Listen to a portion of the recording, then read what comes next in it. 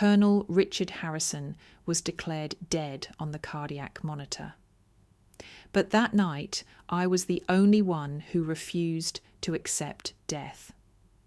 Surgery Chamber 9, Memorial Veterans Medical Center, 4 a.m, surgical lamps burned down on the perspiration-soaked faces of physicians.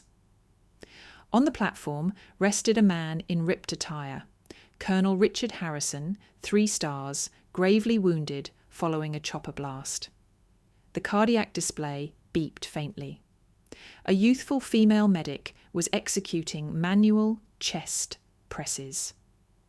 An elderly physician shouted, "You don't understand what you're doing. Step aside." She didn't halt. I know exactly what I'm doing. 2 moments afterward, the colonel's heart pulsed once more. He opened his eyes, lifted a shaking palm, and saluted her. The whole surgery chamber became silent. Emma Ross, 26 years of age, youthful medical assistant, Memorial Veterans Medical Center's emergency ward, recently assigned. Graduated valedictorian of her medical program, yet nobody takes her earnestly. Always identical, excessively youthful, excessively inexperienced. But nobody knew what I carried inside. Senior physicians constantly assigned her elementary tasks. Document records, sanitize surfaces, retrieve instruments. The surgery division director, Dr. Vincent Hayes, 58 years of age, looked at her with cold dismissiveness. His favourite phrase, "This location isn't educational. We possess no opportunity for errors. Medical assistants here follow protocols, not instincts."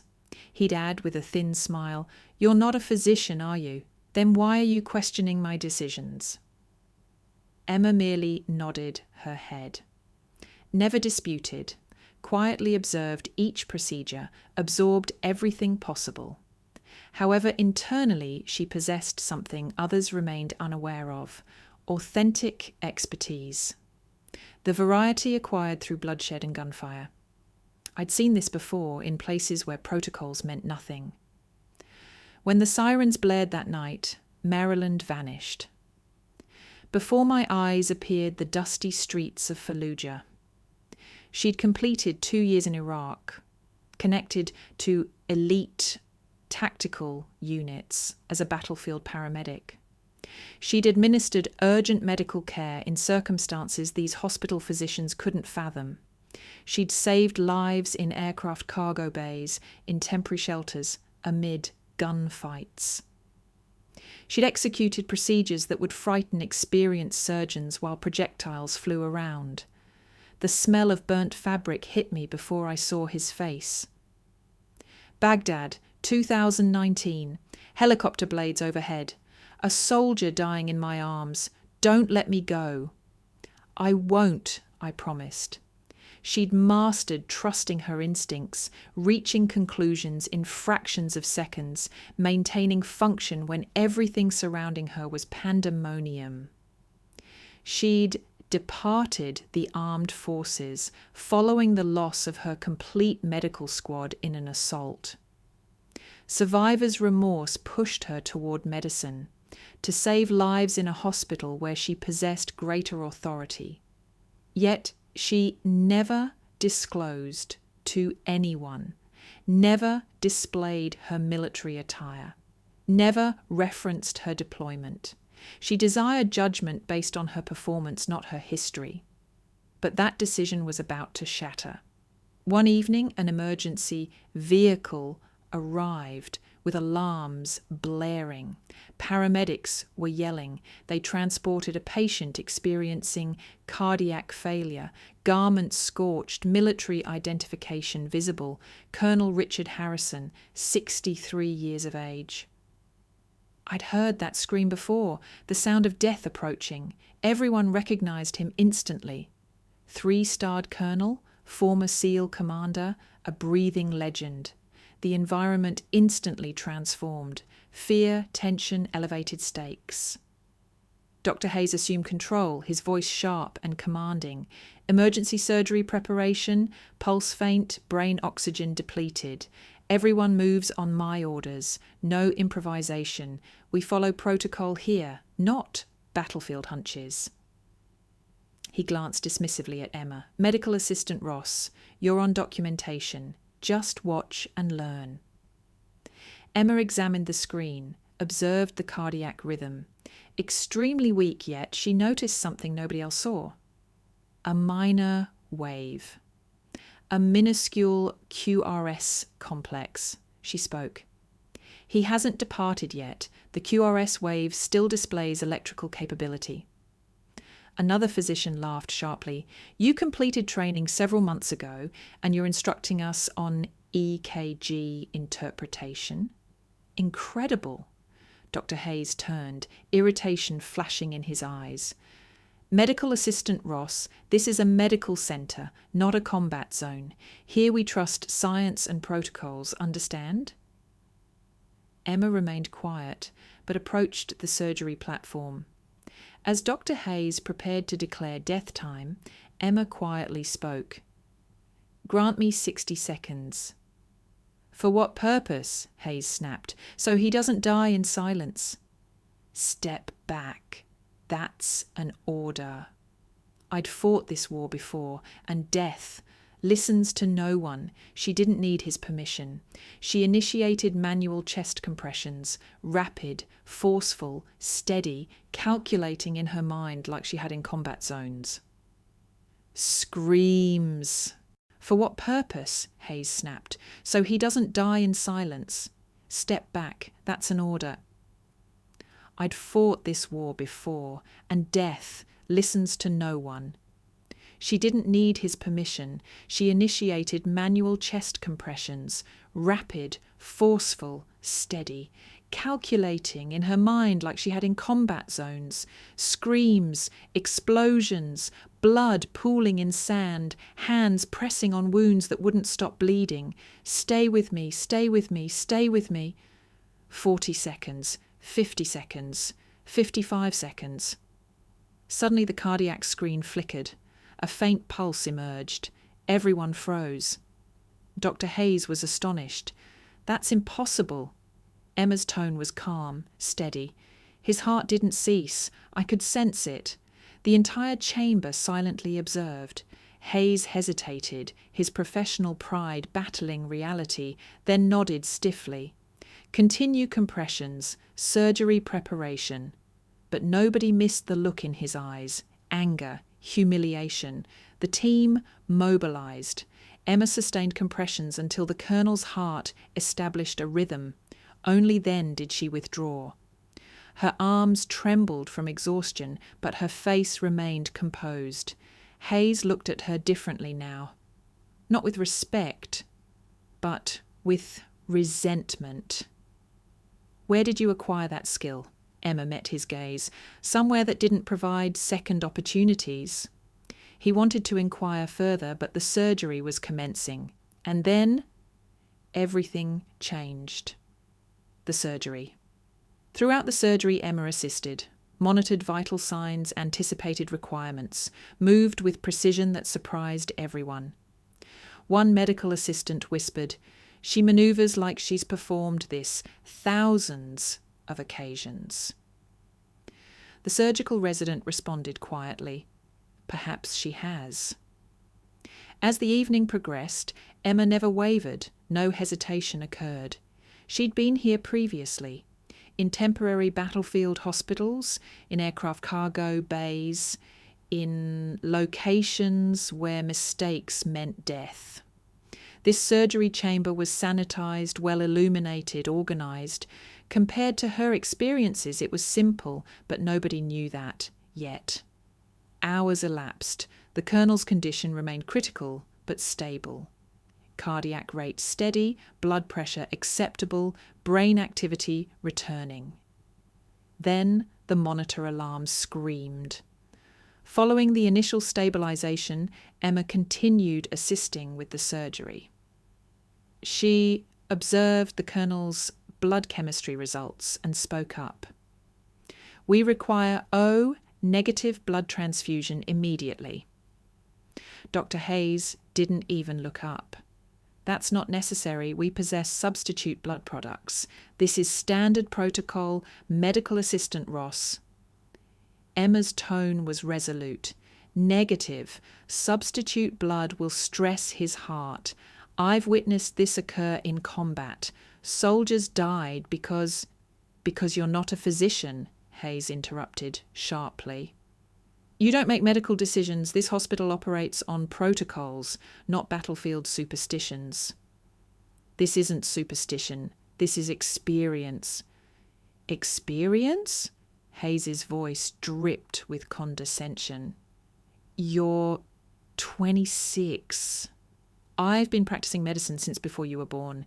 Here we trust science, not gut feelings. I'd heard this dismissal before, in briefing rooms, before missions, before deaths that could have been prevented. Emma didn't move.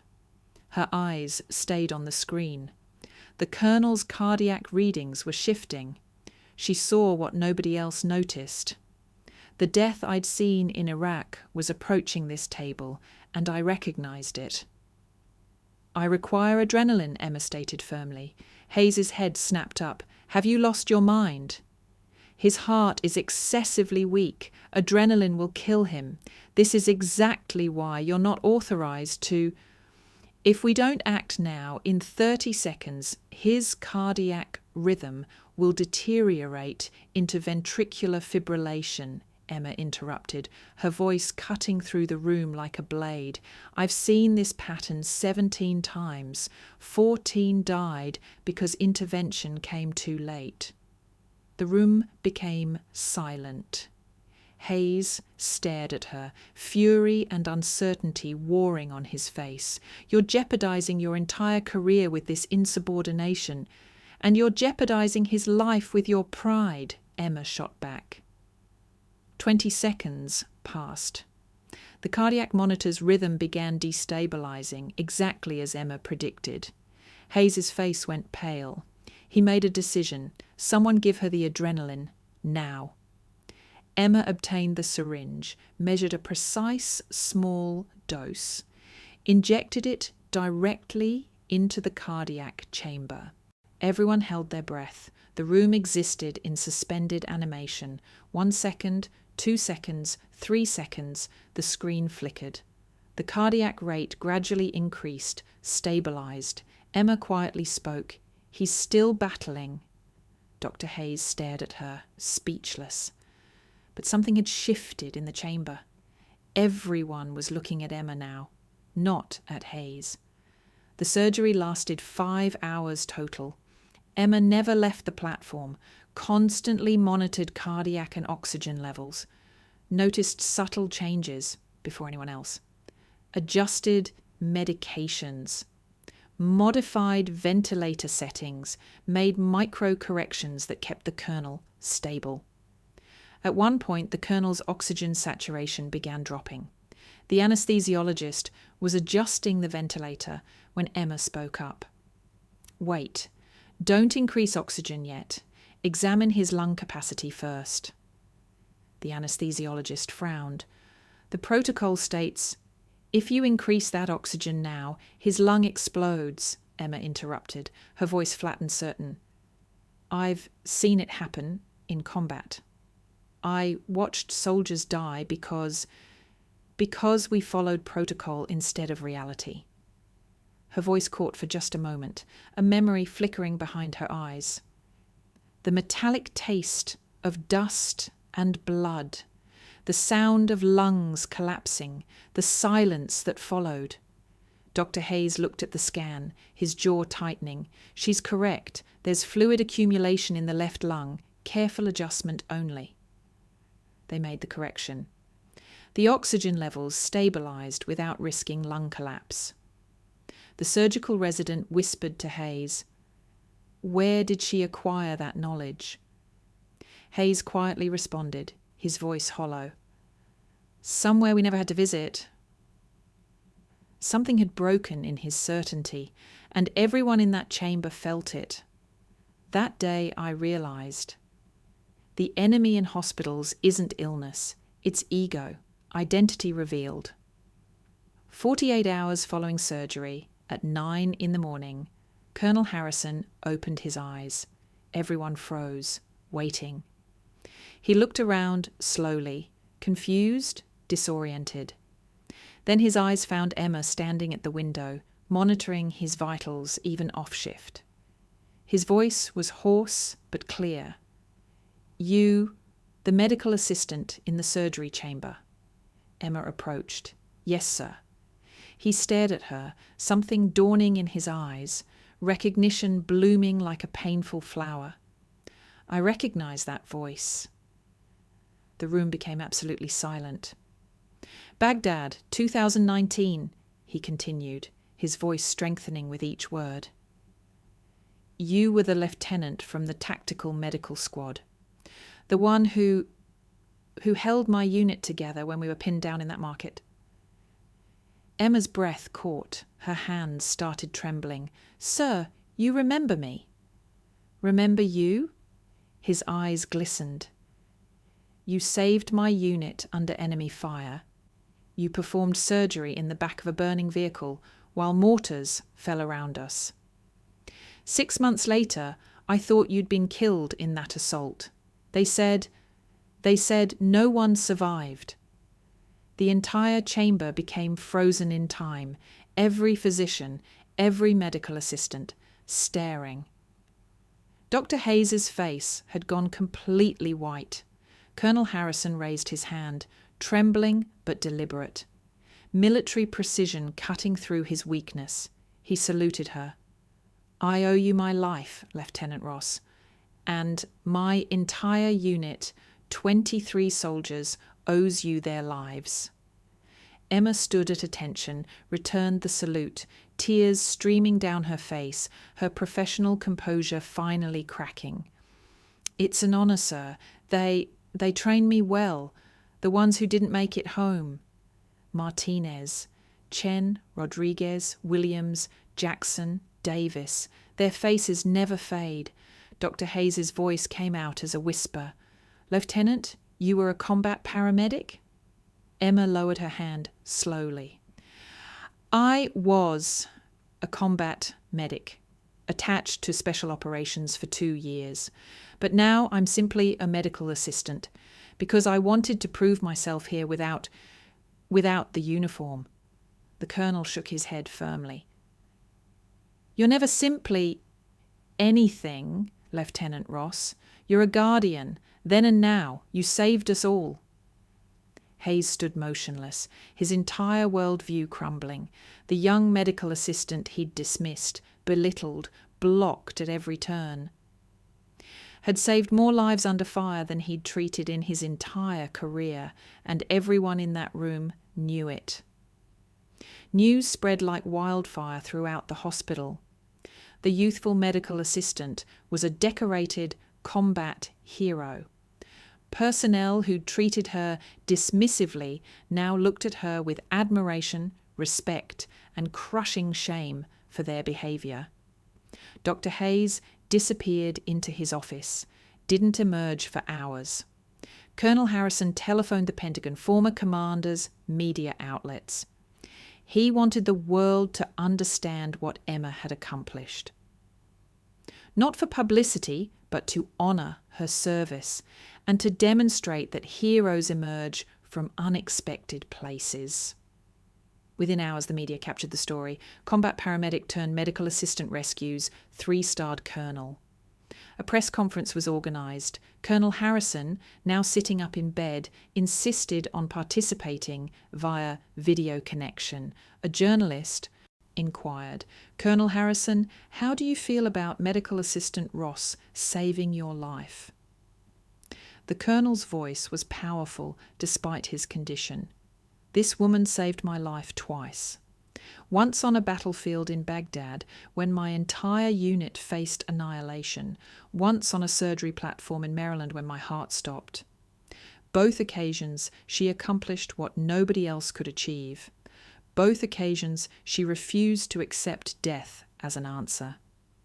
He paused, emotion thick in his voice. We require more individuals like her, people who act instead of hesitate, people who trust their training over bureaucracy, people who care more about saving lives than protecting their pride. The press conference chamber erupted in applause. Emma observed from a back chamber, uncomfortable with the attention, but grateful for her squad's recognition. The ones who trained her, the ones who didn't return home. Their faces flashed through her mind. Martinez teaching her how to intubate under fire, Chen showing her arterial pressure points, Rodriguez, Williams, Jackson, Davis, all gone, all remembered. Following the incident, Emma was promoted to ICU head medical assistant, responsible for training younger medical assistants. But she maintained her habit of working late shifts, walking corridors, personally checking patients. A new medical assistant inquired nervously, "Ma'am, aren't you afraid of making mistakes?" After everything you've done, the pressure must be, Emma smiled gently. Fear is always present, every single day, but what's more frightening is not attempting when someone's life is at stake. That fear, the fear of not trying, that's what keeps me awake. She created new training protocols based on battlefield medicine principles. Rapid decision-making, trusting instincts, acting under pressure. She taught them, in critical moments, you don't have opportunity to second-guess. You assess, you decide, you act. Hesitation kills. Protocol without judgment is just cowardice, hiding behind rules. Her students listened with intensity they'd never shown before. Within months, the ICU success rates increased dramatically. Patient outcomes improved. Personnel confidence rose. But something else changed too. One evening, Colonel Harrison, now fully recovered, visited the hospital. He gathered the ICU personnel, delivered a speech, but his eyes kept finding Dr. Hayes in the back of the room. "I owe my life to this place," Harrison began, "especially to Medical Assistant Ross. She taught me something crucial that night. Courage arrives in many forms. True heroism isn't only on battlefields, it's in hospitals, in quiet moments, in hands that refuse to surrender." He paused, his gaze locking on Hayes. "But I also learned something else, that sometimes the most dangerous thing in a medical center isn't disease, it's pride, it's ego. It's the refusal to listen when someone with real experience speaks truth." The room became uncomfortable. Everyone understood who he meant. Hayes stood there, unable to meet anyone's eyes. After the ceremony, Harrison approached Emma privately, extended something, a medal, the Combat Medical Badge. "This belonged to me from my first deployment in Desert Storm," he said quietly. "I want you to possess it now." Emma's voice cracked. "Sir, I cannot accept this. You earned this. We both earned it, Lieutenant. You in Baghdad, me in Kuwait. The only difference is I wore mine on my chest for everyone to see. You carried yours in silence, in humility. That takes more courage than I ever had." She took the medal, held it carefully, tears falling freely now. "Thank you, sir. I'll treasure it. For them. For all of them who didn't come home. You've given me more years with my family, with my grandchildren. That's worth more than any medal, any rank, any recognition." He saluted her one final time. "Keep saving lives, Lieutenant. Keep proving that real expertise isn't about titles. It's about being there when it matters most." Emma returned the salute. "Always, sir. Always." 1 year later. 1 year later, Emma was invited to speak at the Nurses of Valor ceremony. The auditorium was packed. She walked onto the stage, youthful but weathered face, eyes that had seen too much. She stood at the microphone, let the silence build, then spoke, "I'm not a hero." The audience shifted uncomfortably. This wasn't the speech they expected. "I'm simply someone who's witnessed death excessively many occasions to accept it when there's even 1% of life left to battle for. I'm someone who knows what it sounds like when a soldier begs you not to let him die, who knows what it feels like when you can't save them despite everything you do." The audience listened, transfixed. I lost individuals I loved, my entire squad, 6 people who were more family than my own blood. Individuals I couldn't save despite my training, my skills, my desperate attempts. Her voice broke slightly. And for an extended period I thought that meant I had failed. Or nameplates on walls. It was in the beating hearts, the breathing lungs, the lives that continued because she refused to surrender. Because she trusted her training over bureaucracy. Because she chose action over fear forever. I'm not just a medic. I'm a soldier trained to stop death. And in this building, the war never stopped.